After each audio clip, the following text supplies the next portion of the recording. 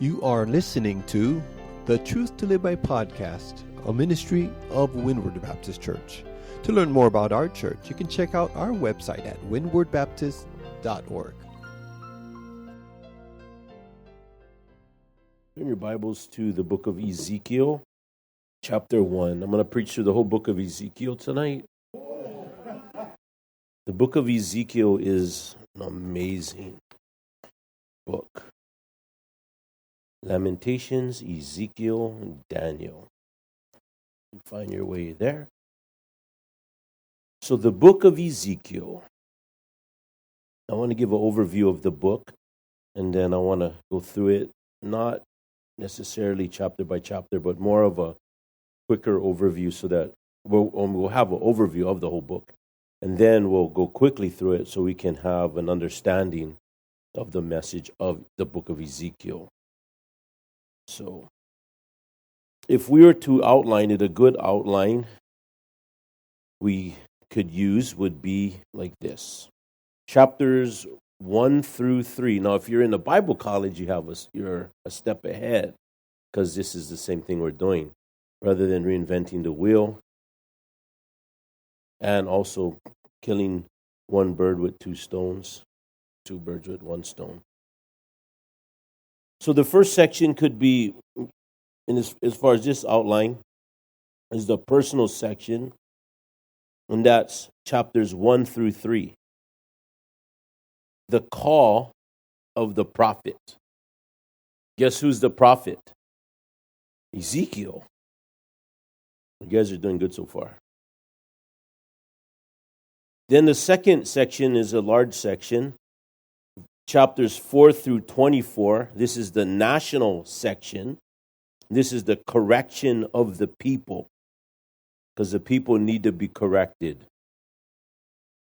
Then chapters 25 through 32 is the international section, the castigation of the peoples. We just needed a C, so castigation. You can look it up on Google, and then when you find it, let me know what it means. Then chapters 33 through 48 is the prophetical section, prophecy. And that's the consummation of God's purposes, as everything is going to be brought together. And one thing that's interesting about the book of Ezekiel, along with the other prophetical books, is you see that there's a short-term prophecy and then a long-term prophecy. And it does cause a lot of confusion, but we see that that's how prophecy works. Because if you have a prophet and he prophesies, if what he's prophesying doesn't come to pass in the short term prophecy, if he prophesies something in the short term and it doesn't come to pass, then you don't listen to him concerning the long-term prophecies. But if what he says comes to pass, he's a true prophet. So what he says in the future, that's way beyond us, we listen to. That's why Daniel 11, which is another book that I was kind of debating on just teaching through Daniel 11 at some point. Well, I know I want to teach on it. But what's so amazing about Daniel 11 is when you study Daniel 11, the first half of the book, or a little over half, call it the historical section. So the angel of the Lord comes to Daniel and he gives him a prophecy. Now, it's future from where Daniel is. So he's telling Daniel what is going to happen in the future, and really, the future, that time period, is the intertestamental period. The intertestamental period is a time period between the testaments. Makes sense, right? Intertestamental period. Between the Old and the New Testament, some people refer to that as the silent years. But they're really not silent years because God already said what was going to happen in advance. But it's referred to as the silent years because there's no prophetical voice. In other words, there's no prophet that gets a word from God to the people. There's no one speaking on behalf of God during that 400 years. But God already told them what was going to happen in the book of Daniel 11. So the intertestamental time period goes from the rule of Persia to Greece to Rome. And in fact, in Jesus' day, in the New Testament, you see Rome is a world power. And then, of course, in the Old Testament, we see that where it leaves off, Persia was a world power. And there was 400 years of rule where you had Persia, then Greece, and then Rome. So all that time period, or the important parts, are covered in Daniel 11 prophetically. So God tells Daniel what's going to happen into the future. And then it goes to a certain point, and then it is, when it comes to us, well, we see it, what was future for Daniel is history to us. But not all of Daniel 11 is that way, like 3/4 of it. So you see it when we're look at Daniel 11, how perfect, how it matches up with history. What the angel of the Lord told Daniel was so exact and so amazing that the skeptics have to move the date. They say there's no way Daniel could have wrote that. Because if he wrote it, that means that he would have known the future. But he knew the future because God told him. So the skeptics say there's no way, because they don't believe in God. They say there's no way. It's just like if someone was to, let's say, live in the 1900s, and they said everything what was going to happen from the 1900s to 1950, and they were exactly right. It would have been like, there's no way they could have wrote that in 1900 and been that detailed about the world, the wars, and and the Great Depression and all. Very specific. You would think that either there's a God or that wasn't written then, right? So that's what you got with Daniel. That's what's so amazing about the book of Daniel. Because you have all of this history. It's history to us, but it's prophecy to Daniel. And he wrote it. When we go through the book of Daniel 11, we've been through it before, but I just kind of skimmed through it. And don't look at me like that. Because most pastors skim through it too. I've asked them, hey, so did you ever teach you Daniel 11? Yeah, I taught through the book of Daniel. But Daniel 11, we just kind of skimmed through it. So much detail. And I said, oh yeah, because it would take a lot of work to go through. It's unbelievable. When you study Daniel 11, your faith increases a lot. Because you're thinking, because we know Daniel wrote it. And you're thinking, the detail. But then it gets to a point in verse 36 or 7, where it goes from history to future prophecy. What I mean by that is future from us. Stuff that didn't even happen yet. So now if all that from verse 1 through verse 36 happened exactly as the angel of the Lord said, we know that the rest of the chapter is going to happen, right? So that's how prophecy works. So in the book of Ezekiel, we see some of that. It's an amazing book. And it has one major theme, that God leaves his home. He leaves his place where he resides. God resided in the temple. Or that's what represented his presence. The presence of God resided in the temple, specifically in the Holy of Holies, upon the mercy seat. There was one seat in the temple. By the way, that's the seat that the Antichrist is going to sit on. And he is going to force the world to worship him. Because he's Antichrist. He's in the place of Christ. And so the temple it represents the presence of God. And he is going to leave his home, or leave the place that typifies his presence. And then he's going to destroy it. That's, it says, talks about that in Ezekiel. And the people of God, the children of Israel, are going to be confused. and they are going to be upset, and they are going to be scared, and they are going to be not too happy. And so Ezekiel's job is to get the message from God to the people of why did that happen and what's going to happen next in their life. And then tells us what's going to happen in the future. So that's how the book of Ezekiel is. So you have the personal section, the call of the prophet, where Ezekiel is called. Now, he was already a priest. Look what it says in Ezekiel chapter 1, verse 1. You think we have the capability of doing an overview of the whole book of Ezekiel tonight? When I'm on pain medicine? Verse 1. No, we won't. But we'll see how far we get. Now it came to pass in the 30th year, in the 4th month, in the 5th day of the month, as I was among the captives. This is Ezekiel. He's among the captives by the river Kibar. So this is the personal section.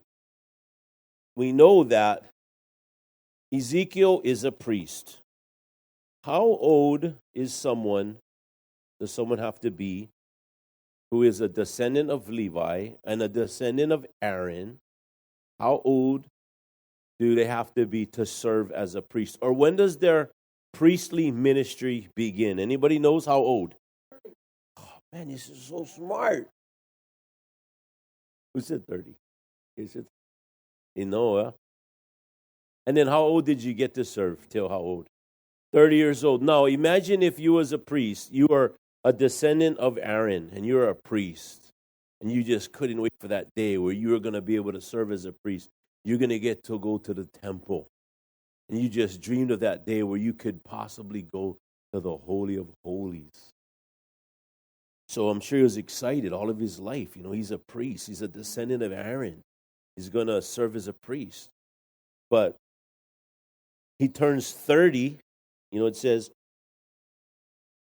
in the 30th year, some believe, and I believe this to be true, that is how old he is. It's his birthday. He turns 30. And instead of being able to serve in the temple, he's in captivity. Talk about bumming your trip. It's kind of like, and we talked about this in class, it's kind of like you waited so long to get your driver's license, and you know when you turn 16, you can get your driver's license.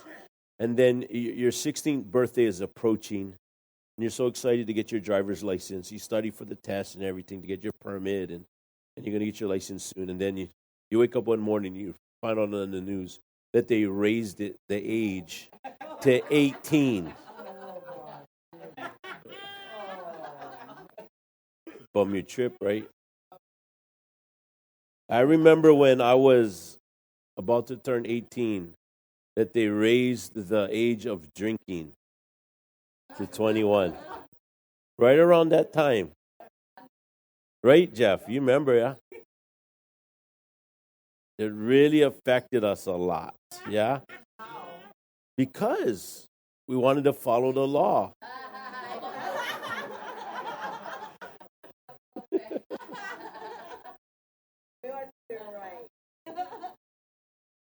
It's like, oh, man. No, it's funny. I wasn't a drinker. I mean, at that time in my life, I already quit. I already became an alcoholic and quit. So here he is among the captives. Now, what had happened? We talked about this before, that the Babylonians invaded Jerusalem. They were on their way to Egypt, and they didn't want the Egyptians to partner up with anybody else, so they decided to go to Jerusalem and to invade it. They invaded Jerusalem in 605 BC. At this time, Daniel and a few others were taken captive to Babylon.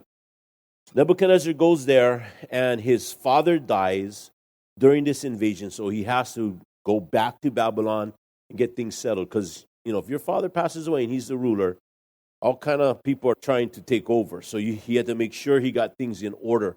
So he goes back home, gets things in order, and he comes back. When he comes back, they invade Jerusalem again, and they take 10,000 people captive this time. And this time, Ezekiel and many others, 10,000 others, are taken captive to Babylon. So, when Ezekiel was taken captive, he's at the river Kibar. Daniel them were taken already like 5 years before. So they were taken 5 years before. Now, Ezekiel is taken with the other captives, and they're there at the Kibar River, all bummed out. They are confused because they're thinking, how could the Babylonians defeat us? How could they do that to our God? Is our God not strong enough to defend us, to defend himself? Or did God forsake us? So while they're there, God gives the message to Ezekiel to tell the people what happened, so they know. Now, they should have already known. Because if you look at the book of Leviticus, God says, if you disobey me, you worship false gods, you're going to be removed from the land. Then he reiterates it to the next generation. You remember when they were wandering in the wilderness? And the generation that came out of Egypt disobeyed. And so they perished in the wilderness because of their unbelief, right? So the next generation, they were the ones that were going to go into the promised land. And only those that were 18 and under that wandered in the wilderness, and Joshua and Caleb, they're the only ones that were able to make it into the promised land. So God had to reiterate the law. That's why you have Deuteronomy. Do it means like a duet. Two people will sing a duet. So that means second. Deuteronomy, that means law. So the book of Deuteronomy means second law. But it's not like there was a different law. It just was the law given again. So Deuteronomy, you see it in Deuteronomy also. And one thing that they never did, this generation, they weren't circumcised. So they had to be circumcised before they went in. Now, that's not normally something you're going to want to do before you fight the Canaanites. Okay, we're going to fight the Canaanites. Okay, let's get ready. Let's get psyched up. Okay, so this is the plan. We're going to all get circumcised. We're going to all have a surgical procedure. But they had to take care of that because that was the sign, seal, the symbol of the covenant. And so they had to take care of spiritual matters first. And that's what they did. And then they crossed over, right? And so we see that told them in Deuteronomy and in Leviticus that if they disobey God, that they are going to be, they're going to be removed from the land. If they obey God, they will be blessed. If they disobey God, they will be cursed. And they should have known that. But when you drift from the ways of the Lord and you don't do what God says, the king was supposed to write down the law, right? He was supposed to have it, he was supposed to write it down. They were supposed to meditate upon it day and night, right? But when they didn't do that, then they ended up forgetting. They ended up not understanding. They were confused. We live in a confused generation, right? Because as we deviate from the Bible as a generation, people get so confused, they don't even know what restrooms to use. They don't even know what gender they're supposed to be. And they don't even know, it's so confusing nowadays. We were at a breakfast and we're talking about the basketball player, Caitlin Clark, and I said, you know what is weird? The way they're making, like this is actually a woman.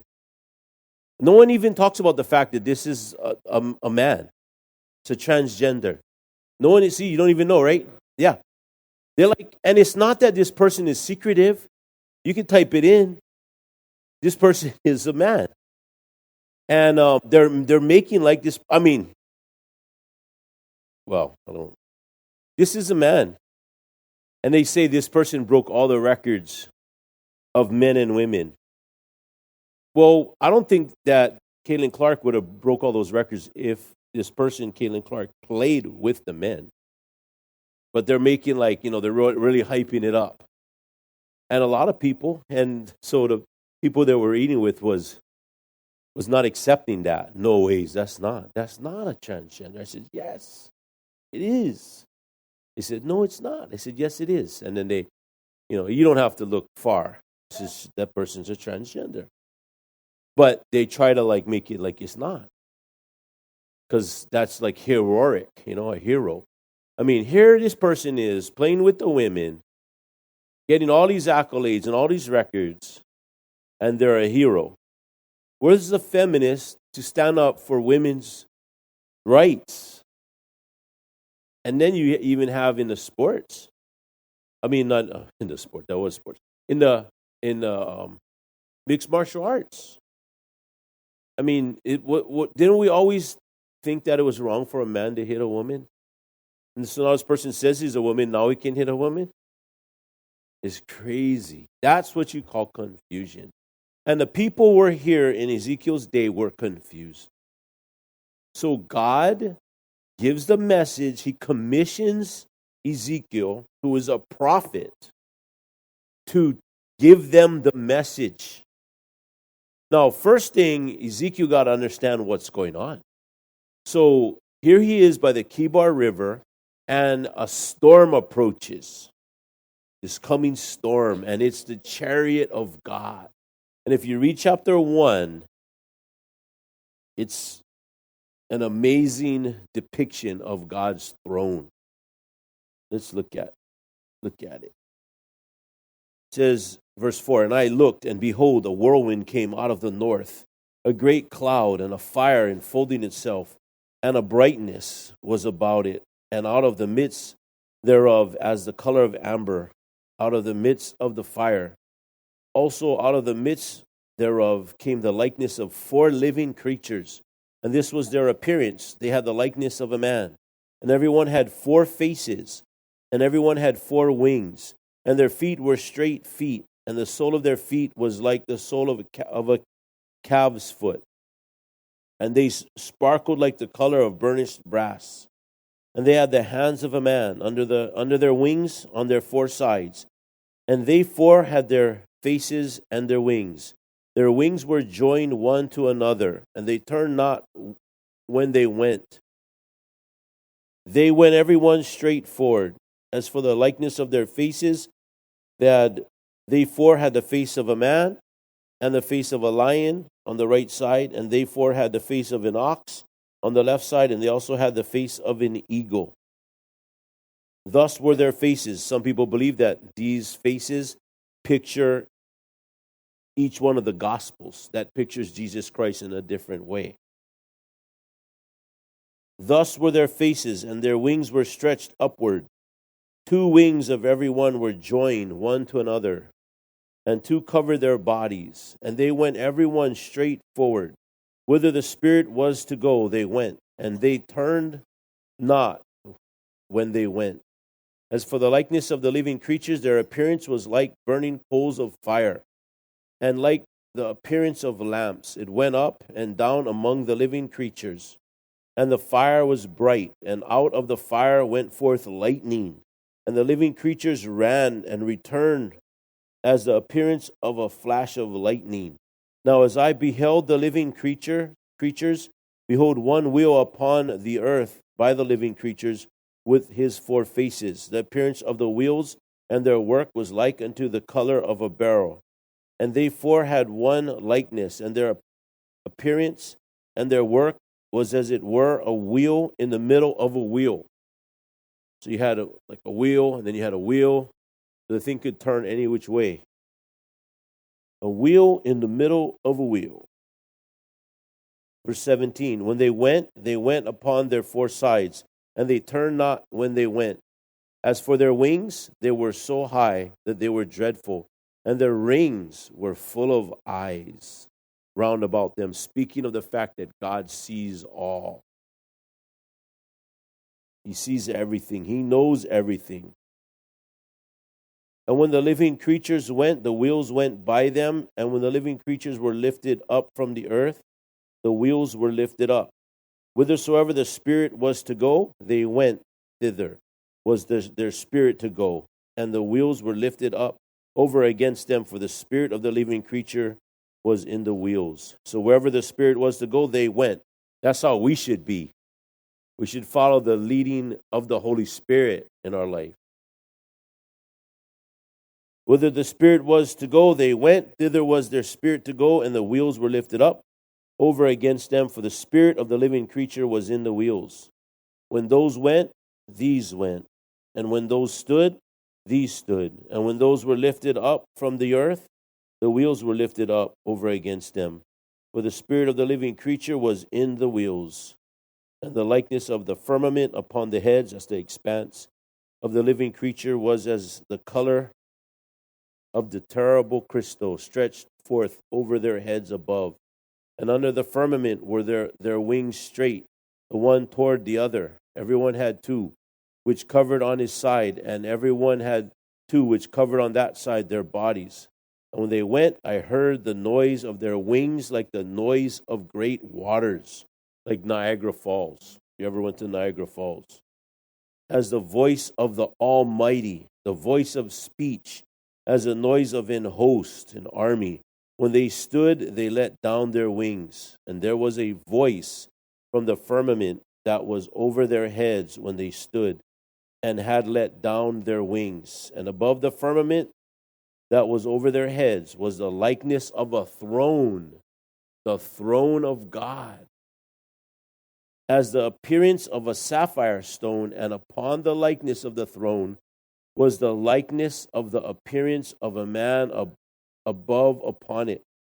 And as I saw, as the color of amber, as the appearance of fire round about, within it, from the appearance of his loins even upward, and from the appearance of his loins even downward, I saw as it were the appearance of fire, and it had brightness round about, as the appearance of the bow that is in the cloud in the day of rain. So was the appearance of the brightness round about. This was the appearance of the likeness of the glory of the Lord. And when I saw it, I fell upon my face, and I heard a voice of one that spake. The vision of God in chapter 1. He sees the vision. He sees the glory of God. And I imagine he was thinking, what is the glory of God doing in Babylon? Because that's where he is, right? So what was the vision of God doing in Babylon?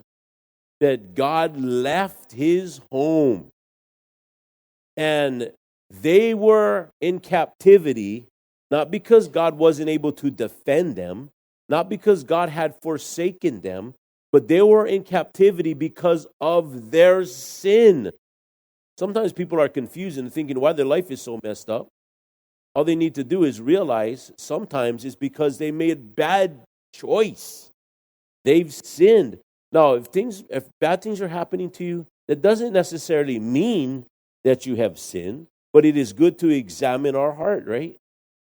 And in this case, they were in captivity because of their sin. They were worshiping false gods. Remember, the children of Israel were removed from the land primarily because they were worshiping false gods. We're talking about in the afternoon service, the rise of the satanic religion, the rise of the Church of Satan. It's very interesting, and I recommend that you come to the afternoon service to hear about it. If not, listen to it on Facebook. You can listen to it. And it's just like a $20 charge. No, actually, I tell you what, if you listen to it within a week, we'll let you listen to it for free. We'll let you listen to it for free. So, back in Genesis chapter 6, it could have been that the human race was sacrificing to these demonic, angelic sons of God, the fallen angels, was sacrificing to them because they wanted them to be punished by God. I mean, that's just a theory. And so they were sacrificing to them. And then we see what later on, after Genesis chapter 6, after the flood, the Canaanite cultures, what did they do? They offered up human sacrifice to stone gods. And that could have been something that was done before the flood, that they continued to do after the flood. And that's why God always wanted to remove those cultures that did that. Because what happened to God's people? They started to do it also, right? They started to practice human sacrifice, and they offered up their sons to these stone gods. And they were worshiping false gods, and that is the reason, the number one reason, because that's why, what is the first commandment? Thou shalt not have any other gods before God. So if you are going to memorize the 10 commandments, but you really don't, you forget a few of them, you're not going to forget that one because that's the first one, right? Just like the Ram foundations, we have our first foundation is what? Everybody knows the first one. You might not even know the second one. Well, you probably know the second one. That's good. Oh, all right, praise the Lord. Salvation, spiritual. Because if you got those, that's it, right? Salvation, sanctification. And so I think God does this similar. So he gives the first commandment is to not have any gods before God. And that's where they failed. By the way, that's where we fail when we fail. We have something before God. Whether it's an extracurricular activity, a career, a person, a habit, something that is in the place of God in our life. And so that's why they were taken out of the promised land. And another reason is, and it's a result of the violation of the first command, the second thing is social injustices. They were mean to each other. Usually, those that were in authority or those that had power mistreated those that were weaker. And they took advantage of them. The fatherless and the widows. And God hates that. Now, if you don't worship God like we're supposed to, what's going to happen is it's also going to affect our relationship with other people. It goes together. That's why God said, love the Lord with all your heart, soul, mind, and strength, and love your neighbor as yourself. Those are the two. In fact, Jesus says that, the two greatest commandments. You can even boil it down to just saying this. All the commandments, you could boil them down into one word, to love, right? And it's all about loving God and loving others. So, the reason why they were taken captive is because they worshiped false gods. So it was Ezekiel's job to tell them what happened. That it's not that God forsook you, you forsook God. And it's not that God wasn't able to protect you from the Babylonians. He's the one that allowed it. Because you had to be removed from the land because God said if you did this, you would be removed. So now God commissions Ezekiel as a prophet. Now he's a priest, right? He was a descendant of Aaron. So he is a priest. And now he's commissioned to be a prophet. And so God is going to tell him to tell the people what has happened and why. And also warn them of the upcoming judgment. And he says this, I want you, Ezekiel, to perform these sign acts. Because the people were so far from God that he had to draw a picture, basically. So God says, you know what, Ezekiel, you're going to have to draw a picture. Like sometimes you're trying to explain something and the people are not getting it. So you say, what? I got to draw a picture. So that's what he's going to have to do. He's going to have to perform these sign acts. And some of the sign acts that he does are Kind of interesting.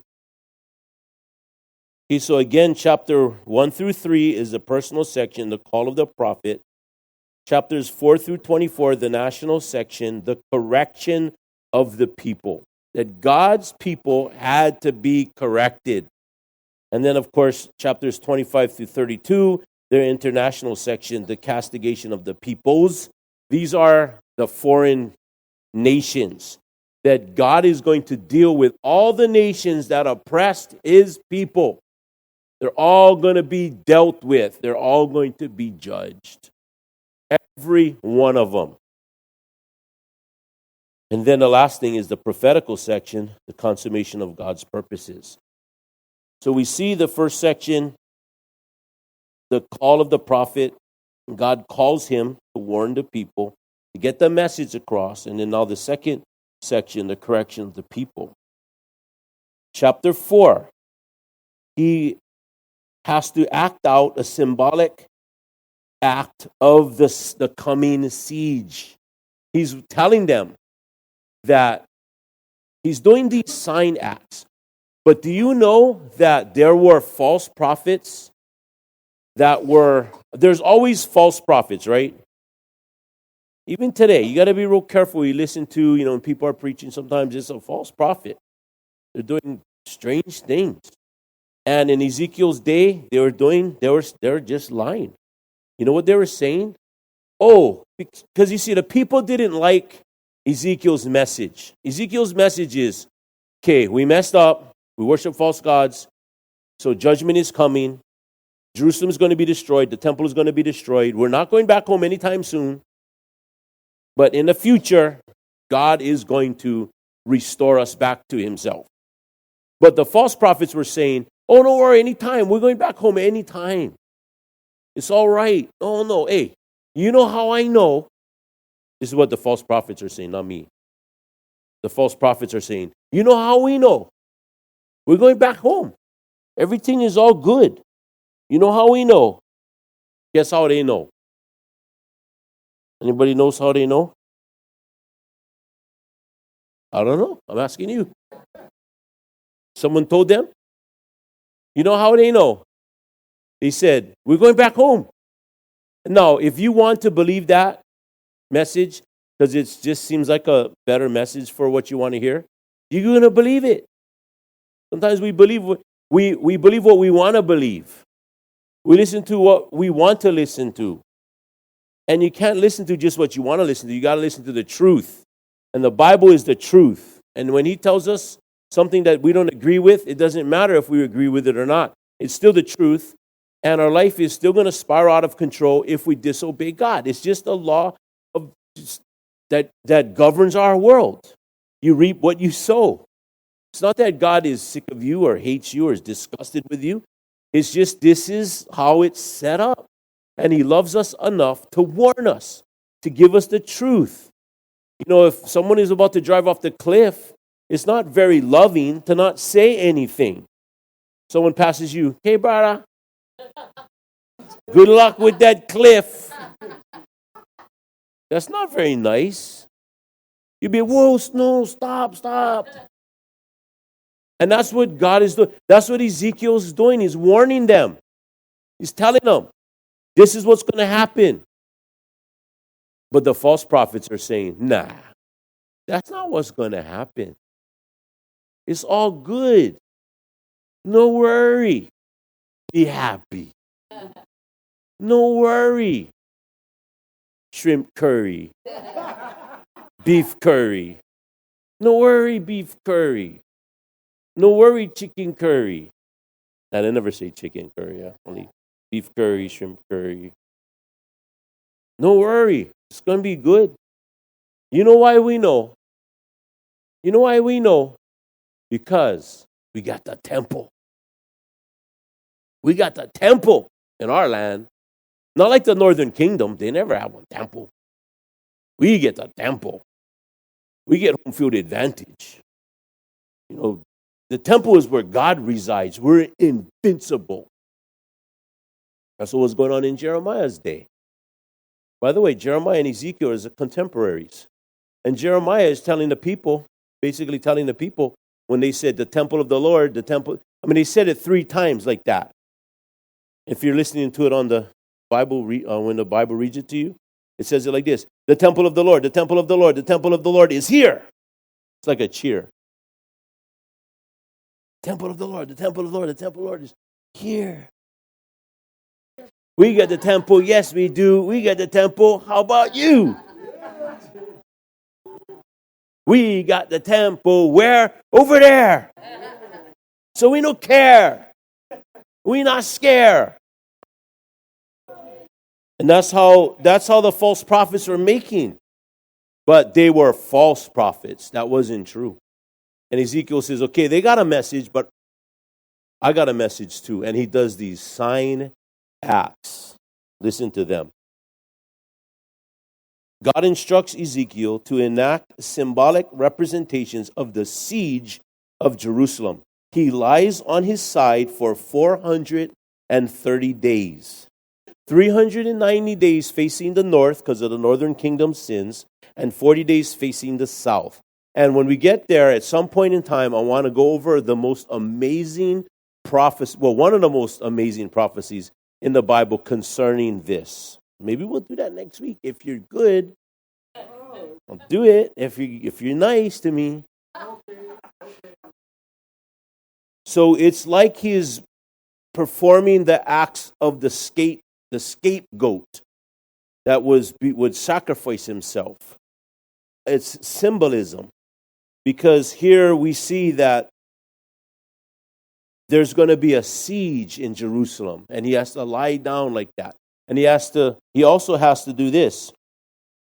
He has to shave his hair and his beard. And he's using the hair as a symbolic act representing the coming judgment. God will destroy the city and disperse its people because of their idolatry and unfaithfulness. And he's going to have to divide his hair up into thirds. And then 1/3 is going to be burned up, 1/3 is going to be chopped up because they're going to be killed by the sword. And then 1/3 is going to be scattered into the winds, and there's going to be just a remnant that is kept. Then in chapter 6, Ezekiel prophesies against the mountains of Israel, signifying that high places of idol worship will be destroyed. The people will fall by the sword, but a remnant will survive and recognize God's judgment, God's righteousness. By the way, God always has a remnant. Chapter 7, the end has come. God declares the end for the land of Israel. The nation will face doom and desolation due to its sins, with terror gripping the people. God's wrath is presented inescapable, and as retribution for Israel's wickedness. Then God is going to show them what they were doing. He gives Ezekiel a vision of what was happening. He says, Ezekiel, you want to see what was happening? Why am I doing this?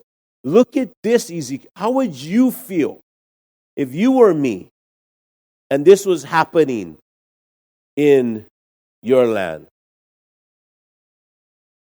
Ezekiel is transported in a vision to Jerusalem and shown abominations taking place in the temple, including idol worship. There was an idol right at the entrance of the temple.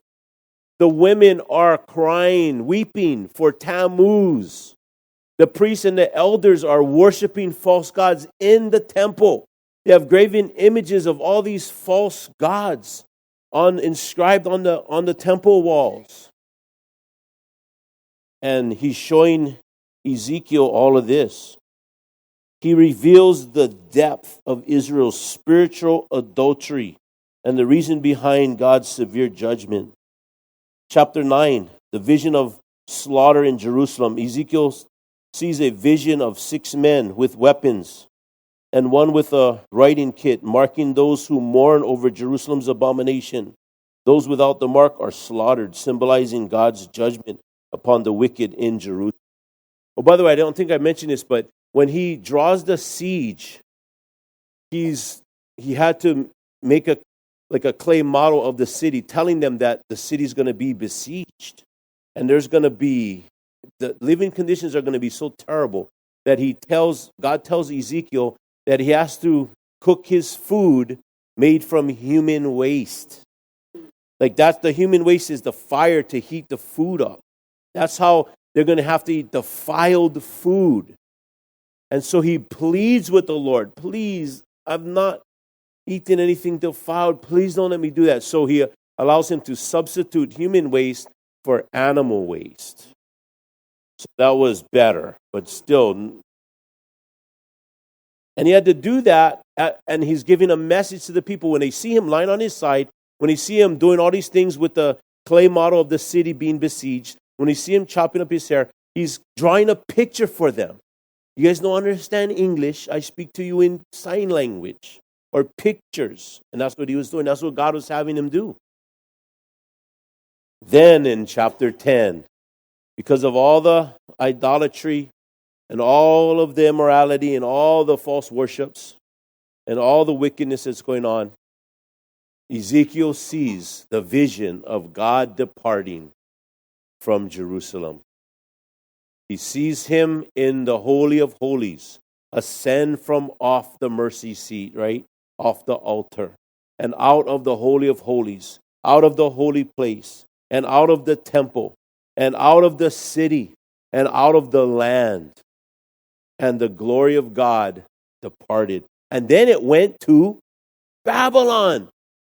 God did not forsake his people. He went into captivity to them. He went to where they were. Aren't you glad that God came to where we were? He left his home. And then he did what? He destroyed it. So then we see the vision of God's departing, of God's glory departing. That's chapter 10. Then we see in chapter 11, Ezekiel prophesies against the leaders of Jerusalem who are likened to meat in a pot, representing the forthcoming judgment. He also sees the glory of the Lord leaving the city. However, God promises eventual restoration and a new heart and a new spirit for the exiles who remain faithful. Chapter 12, the exile is symbolized. Ezekiel enacts a public sign by packing his belongings and digging through a wall, symbolizing the forthcoming exile. He also prophesies that the prince of Jerusalem will be carried away into the captivity, the king, and that the false prophets will be proven wrong. All false prophets will one day be proven wrong. Chapter 13. The false prophets are condemned. God condemns the false prophets and prophetesses in Israel who lead the people astray with lies and deceit. They are likened to those who build a flimsy wall, which will be torn down when God's judgment occurs. Chapter 14. The idolaters are condemned. God condemns those who have set up idols in their hearts, declaring that they will face judgment. He also states that even if righteous men like Noah, Daniel, and Job were present, and they would pray for the city, that it was far too late, that nothing that they said in their prayers were going to stop the coming judgment. It is coming no matter what. Their prayers are only going to be enough to save them. Noah, Daniel, and Job, if they were present. Chapter 15. Jerusalem is pictured as a useless vine. Ezekiel compares Jerusalem to a useless vine that is good for nothing and will be thrown into the fire. This symbolizes that the city, which was meant to be fruitful, has failed in its purpose and will face destruction. Israel was supposed to be fruitful. Israel was supposed to be the nation that God used to teach the nations about God, about the Lord. But instead, they became like those nations. Now, if a vine doesn't produce fruit, what is it good for? You can't make a house out of it. You can't use it for building. You can't use it for anything if it's not bearing fruit. Chapter 16, Jerusalem's unfaithfulness. God recounts how he nurtured Jerusalem like a young girl, but she became unfaithful and engaged in spiritual harlotry with idols in foreign nations. Despite this, God promises a future covenant of peace and restoration. That even though the nation was unfaithful to God, he was still going to restore the nation one day. He left his home and he destroyed it, but he is going to return.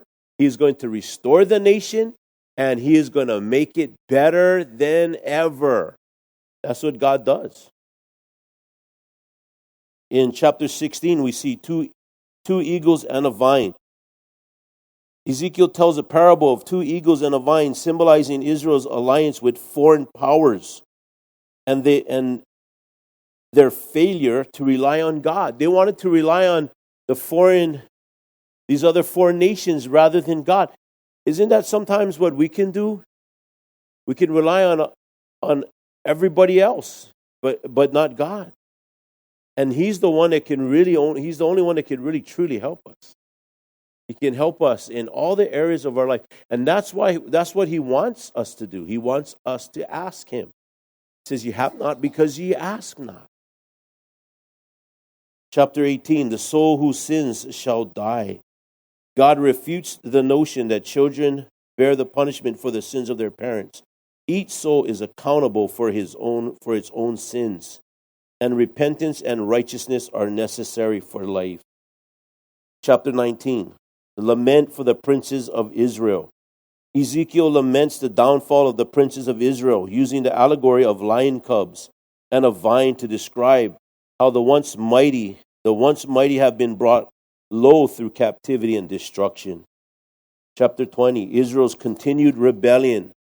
God reviews the history of Israel's rebellion from Egypt to the wilderness and in the land. Despite this, God did not completely destroy them for the sake of his name. The chapter ends with a prophecy of future gathering and purging of the rebels. Chapter 21, the Lord's sword of judgment. Ezekiel prophesies about the sword of the Lord, which is sharpened and polished to bring judgment upon Jerusalem. The Babylonian king Nebuchadnezzar is depicted as God's instrument of judgment, and both the righteous and the wicked in Jerusalem will face the sword. Chapters 22, sins of Jerusalem. Ezekiel enumerates the various sins of Jerusalem, including bloodshed, idolatry, corruption among the prophets, priests, and princes. God looks for someone to stand in the gap, but he finds no one. So the city will face his wrath and be consumed by fire.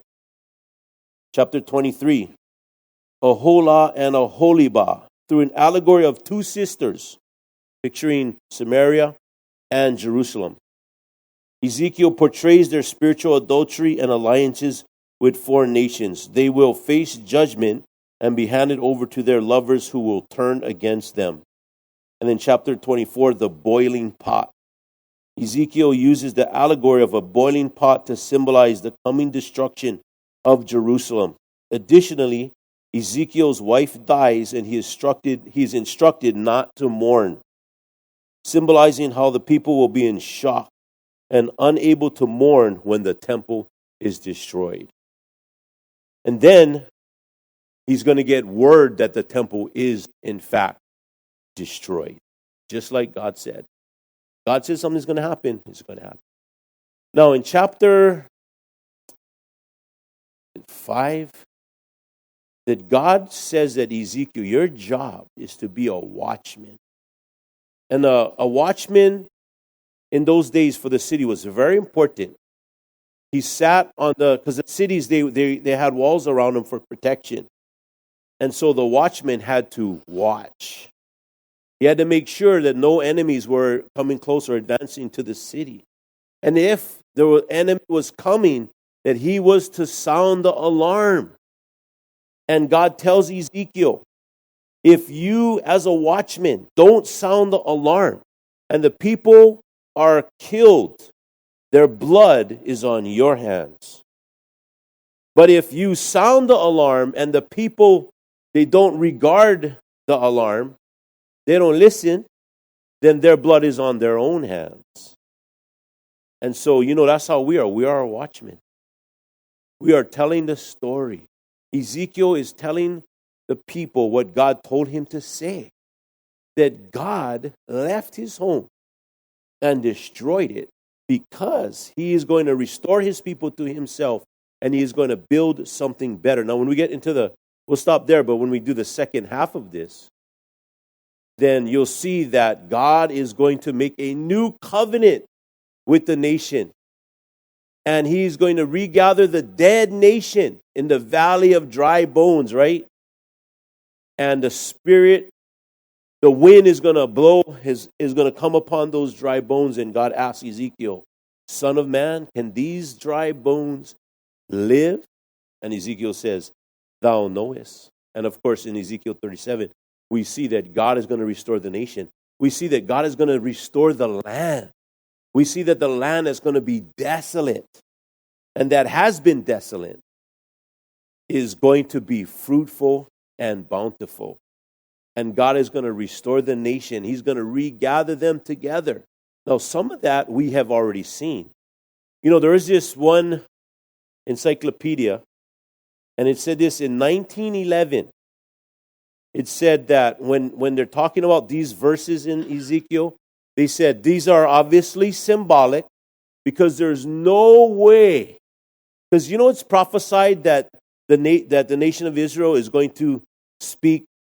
They're going to speak Hebrew again, and they're saying it is unlikely, and it's not meaning that because it's not going to happen where the nation is going to speak the one language again like they did before. Just as unlikely as if there's going to be a state of Israel again. He's saying in 1911 in the Encyclopedia Britannica or one of those encyclopedias that they said that ain't going to happen. So we know that this is just symbolic or an allegory. And people mocked at what, like if you were in the early 1900s and you said, no, one day Israel's going to become a nation again. They'd be like, he's so dumb. Yeah, right. And on May 14th, 1948, Israel became a nation again. And then when you had that one writer who journeyed through Israel, Mark Twain, he said, man, we were walking around, we were journeying through the land, and it is one of the most desolate, God-forsaken places I've ever seen. We walked for days and did not even see a living creature. There is just nothing there. It is a God-forsaken, barren wilderness of a place. He said that. In fact, it says that he was going to say, it doesn't say his name, but it says that that's going to be the testimony of the land.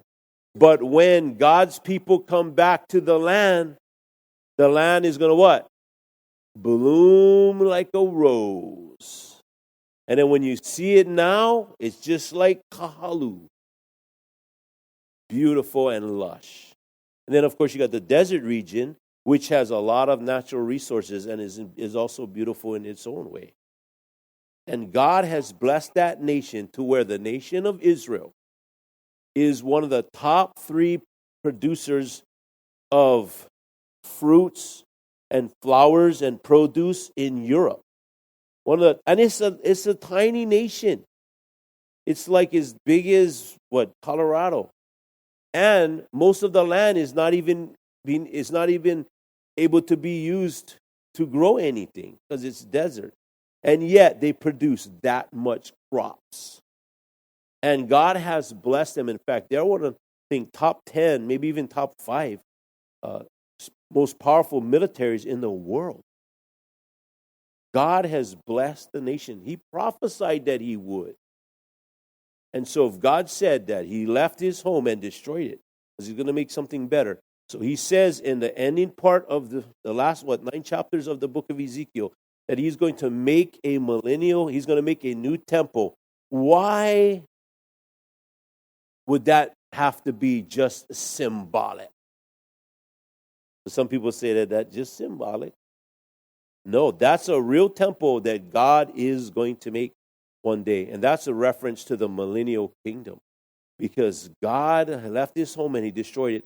And he is going to rebuild it. in the millennial kingdom, and he's going to make something better out of it. And he's going to revive the nation and give them a new heart. And he's going to make a covenant with Israel. That's called the new covenant. And he's going to make the new covenant with not just Israel, but with all the nations of the world. And all those that receive Jesus Christ will be saved. See, Jesus Christ, God in the flesh, left heaven above. And he came down to this world and destroyed himself.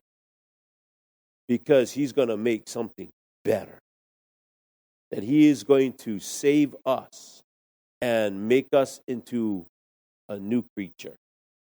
That we can live with him forever because of his sacrifice for us. And so we'll finish the book of Ezekiel next time. Until then, we are watchmen to give the warning. That's our job. You ever heard of soul winning? You can also call it soul warning. That we're warning souls about the coming judgment, right? And if they receive Jesus Christ, they will be saved. You have been listening to our Truth to Live By podcast, a ministry of Windward Baptist Church. This podcast is supported by the gifts and donations of its listeners. You can make a secure donation through our website at windwardbaptist.org.